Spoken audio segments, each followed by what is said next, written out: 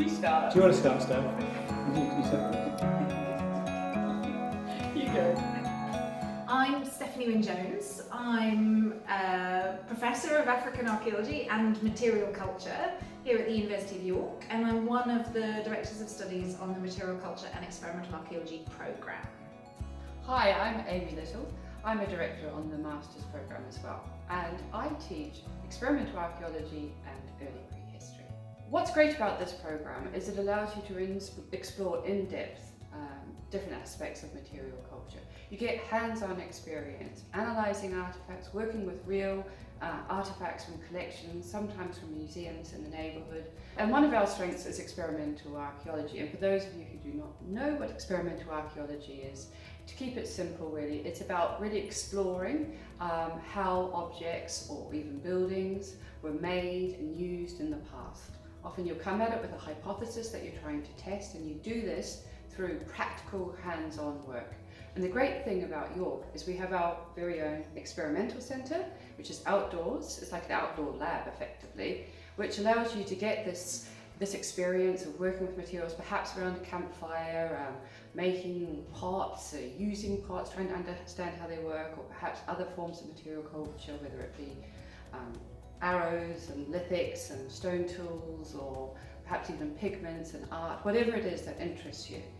And this centre is fabulous because not only is it outdoors, it's located perhaps 2 minutes walk from our labs here in the Paleo Hub and in the Environment Building, and it's also not very far away from King's Manor, where we also have wonderful labs for working on different types of artefacts. What the combination of artefacts and experimental archaeology allows you is really to follow the whole process through, to think about materials, to think about how they were made into objects and tools, to think about technologies and to explore those through experimental archaeology, maybe to make some artefacts yourself, and then to analyse those experimental artefacts and archaeological artefacts. And so you have that whole sort of process carry through from raw material through to analysed artefact, and you can look at that from multiple different directions. So it really gives you that 360-degree view of materials and things.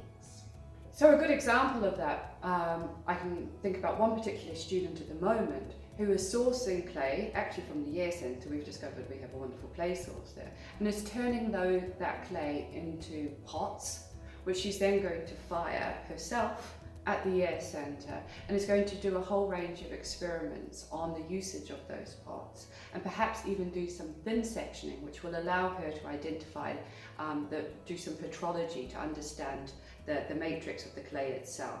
So really wonderful type of experience being acquired from thinking about how the raw material was sourced, converted into a pot, and then the different types of scientific analyses that can be applied to understand the clay source itself. And we now increasingly are not just working with artefacts as well, so we were interested in all aspects of the material world. And increasingly we are seeing students who have a particular focus or interest on conservation or even building. So for example, we have one of our former master's students who's now doing a PhD with us, who is building a Viking craft workshop in the Year Centre.